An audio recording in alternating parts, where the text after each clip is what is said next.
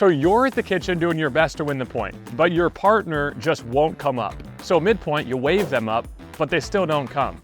Then you lose the rally, and on your walk back to the baseline, you give them that old "get your butt up there" wave. And while they walk up to the kitchen, they tap their own paddle once, shake their head, and think, that guy's an idiot. See, I believe many, when they first start playing pickleball, don't come up to the kitchen for 2 reasons. Number 1 is fear. The game moves fast. Faster than tennis, and truthfully faster than most sports. So some naturally stay back to give themselves more time to see the ball and prepare to hit. Number 2 is they don't know strategy yet, and this is the most common. Here's the thing. Your position on the court determines whether you're gonna get to play in easy mode or hard mode. And now in this video, I'm not just gonna tell you that being up at the kitchen in pickleball is like the nucleus of the cell or the control center of the point. And I won't just tell you that Real Clear Stats analyzed over 34,000 rallies from every major league pickleball event in 2023 and found that when the serving team fails to arrive at the kitchen line, they lose 65% of the time. What I am gonna tell you is why this kitchen advantage matters so much. And if the what, the why, and all the data doesn't convince you, at the end of this video, I'm getting 2 pros versus 2 amateurs in an experimental game with a slight twist in the rules based on everything we're talking about, and we're gonna put all this information to the test. Oh, and there's money on the line, so stay tuned. So let's start with the what, which is the kitchen advantage.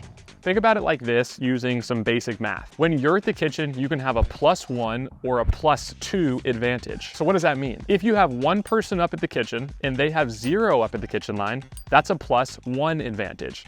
If you have 2 people up at the kitchen and they have 0 at the kitchen line, that's a +2 advantage. Or let's say you have 2 people up at the kitchen and they have 1 at the kitchen and 1 person back, that's a +1 advantage. Now, the other word you'll need to know is neutral, which just means that all 4 players are up at the kitchen line and no one has an advantage until somebody creates something. So when you're the returning team, you have an advantage over the serving team. You get to start with 1 person up at the kitchen while the other team has no one up at the kitchen. And this is before the point even starts, which is like having a head start in a race.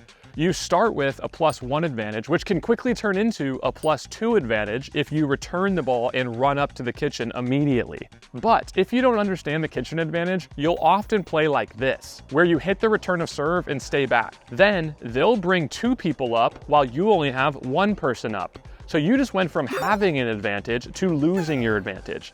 Don't give away the head start you begin the point with. That's how you lose a lot of points. Now, when you're serving, you want to serve, then wait for the return to bounce, because that's the rule, before hitting your 3rd shot. And your options at this point are to hit a 3rd shot drop, which is a great strategy to get up to the kitchen, or you could hit a drive. If you do, sure, you might win the point before even having to get to the kitchen, which at lower levels works a lot, but at higher levels, it becomes harder to blast through opponents. So if you go with the 3rd shot drive and they block it well, the high percentage next shot, which is your 5th shot of the rally, is hitting a drop shot, commonly known as a 3rd shot drive, 5th shot drop, with the intent to, you guessed it, get up to the kitchen. By this point, some of you might be thinking, I blast through all my opponents, no issues. Well, there's a few reasons why that works less at higher levels. Number 1, size of the court. Now, the court is 20 feet wide. So if we get 2 players and they stick their arms up wide, they cover approximately 13, 14, or 15 feet with their length. So it's hard to hit around us. The court's also 44 feet long, so it's tough to hit a perfect lob over us without it going out or us smashing it back, which really only leaves us with 1 decent option, hitting through us. But that's tough too because of the speed of the ball. See, the ball doesn't move fast enough to just rip through people consistently. At its top speed, it's moving about this fast. And players are good at volleying balls, so while staying back and hitting hard will work for a while against other players at a similar skill level, eventually you'll hit a ceiling and struggle against higher level teams who understand the importance of controlling the kitchen line. Because here's the thing, if you stay back near the baseline the whole time, you essentially have 3 shot options. Hit over us with a lob, hit through us with a drive, or hit to us with a drop shot. All options that 90 to 97% of the time, and this is number 3, you'll be hitting up on the ball versus hitting down. And it's hard to be offensive when you're hitting up on the ball, which is exactly what you're going to see at the end of this video in our Pros vs. Joes experimental game, so stick around. When you're at the kitchen line, on the other hand, you're closer to the net. And when you're closer to the net, it's easier to hit the ball at its peak out of the air, down at your opponent's feet. And the more you hit down on the ball, the more points you win. Quick interruption, I want to tell you about the Ernie ball machine. I've been using the heck out of this thing to work on shots that I see most in games, whether it's my drops, my drives, my counters, my ATPs or ATP defense. It holds 150 balls, so you don't have to spend a ton of time picking up balls, and you can spend more time drilling, the thing we actually want to do. Here's one of the coolest things. The Ernie has an app with preloaded drills, or you can make up your own, and it also shoots from a speed of 10 miles per hour to 65 miles per hour. It lets you control spin, whether it's backspin, flat, or top spin. And like a Tesla, when the Ernie team updates the software, it automatically gets pushed to your app, so you have the latest technology. It's really neat. If you want to get one, there's a link down below, and you can use my code PBGUY to get $100 off. And if you have any additional questions, hit me up in the comments below. I'll answer them. Now, back to the video. And here's number 4, time.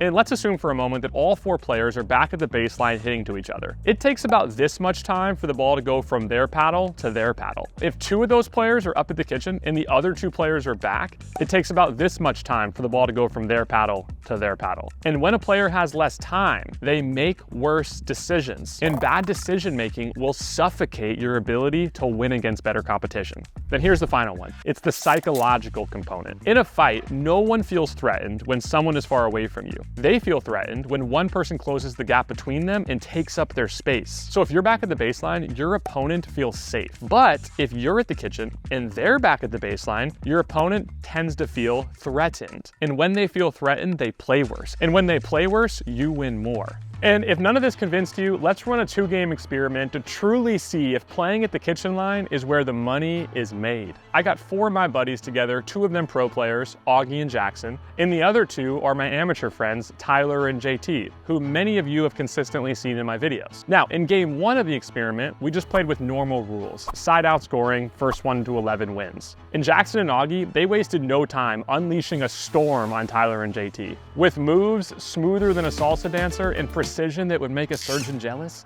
they secured an 11-0 victory in just 19 rallies. After game 1, everyone tapped paddles, and then I brought the group together and I asked the amateurs what was difficult about playing the pros. I mean, it was hard to make any mistakes. Yeah, you missed it high, they put it away. It was really hard to get to the kitchen against them, and they got to the kitchen whenever they wanted to. Then I passed the mic over to the pros. It was relatively easy to get to the kitchen, to be honest. I felt like their returns, they were consistent, but not quite very deep or heavy, so it was easy to, heavy is like with a lot of topspin and a decent amount of pace, so it was easy to hit drops off those. If you can just stroll into the kitchen like that, there's no resistance against your shots. Now, the thrill is far from over as we're cranking it up a notch for game 2, introducing some alternative rules. Jackson and Augie are gonna play the entire game from the baseline. If a drop shot is hit, they can come up and hit it, but they just have to make their way back toward the baseline throughout the point. If there's any discrepancy, you'll look over to me. I'll be sitting on the sideline. I'll make the call immediately. And to spice this up a little bit, there's $150 on the line per person. Winner's gonna get this money. It's in this envelope. Sure. That's what you think? Well, let's see how this game goes. With the pros restricted to playing only from the baseline, they still took a commanding lead of 5-1, showcasing their power and finesse from the backcourt. The amateurs, JT and Tyler, did fight back though with relentless determination, going ahead 7-5 as they exploited the pros' constrained positioning. As tension heightened, the 2 teams battled until the amateurs found themselves up match point 10-8-1. But at 10-8-1, JT hit a serve and he missed it just long.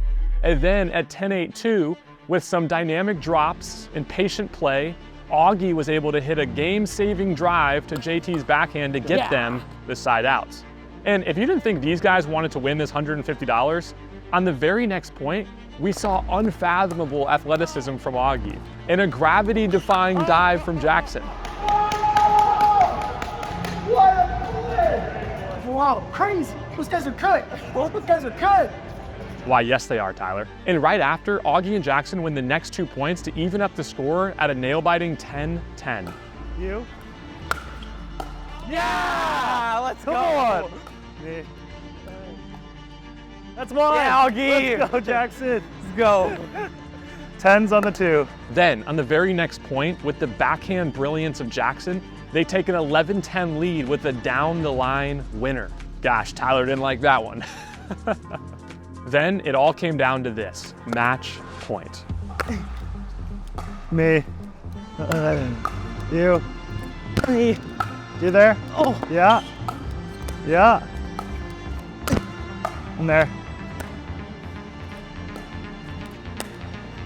Me. You're there. Yep. Me. You there? You. Me. Me. No, no. Yeah, baby. Good play, y'all. Good game. Good game. And with that, Jackson and Augie won the $150, and we won the opportunity to learn something extremely valuable. But before I share that, if you're interested in watching the entire games from either match 1 with the normal rules or match 2 with the alternative rules, enter your email in the description below and I'll send that out to you right away. So, quick stat breakdown of these 2 matches. Game 1, the pros won 11-0. There was 19 total rallies played, and the total game time, and if we take out all the transition moments, was 2 minutes, 11 seconds. Game 2, the score was 12-10. 58 total rallies played, and the total game time was 11 minutes, 18 seconds. That's a 39 shot difference and a 9 minute and 7 second difference. So what's the big takeaway from all this? Well, remember what you learned earlier. Your court positioning determines whether you get to play in easy mode or hard mode. In game 1 with the normal rules, Jackson and Augie consistently got up to the kitchen and got to play the game in easy mode. They won 11-0. But in game 2, with the rule change, we forced them to play in hard mode from a more difficult court positioning back at the baseline. And they nearly lost to 2 players that would never beat them otherwise. So this is proof that your most optimal court positioning in pickleball is not back near the baseline, but rather up at the kitchen. If you have a friend who needs this video, please use the share button below and send this to them so no one ever has to experience what Tyler experienced at the very beginning of this video. Thanks for watching.